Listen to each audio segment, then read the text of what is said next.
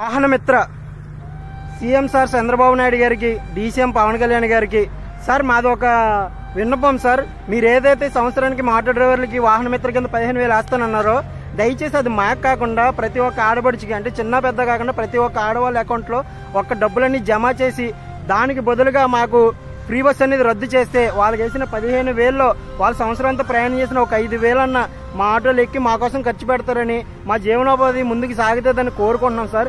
ఎందుకంటే సంవత్సరానికి మేమే బ్రేక్ ఇన్సూరెన్స్ నుంచి 10,000 దాకా మేము గవర్నమెంట్కి ఖర్చు పెడతాం సార్. అంతేకాదు మేము రోజంతా కష్టపడితే రోజుకి 1,000 రూపాయలు, నెలంతా కష్టపడితే 30,000 సంపాదించగలం సార్.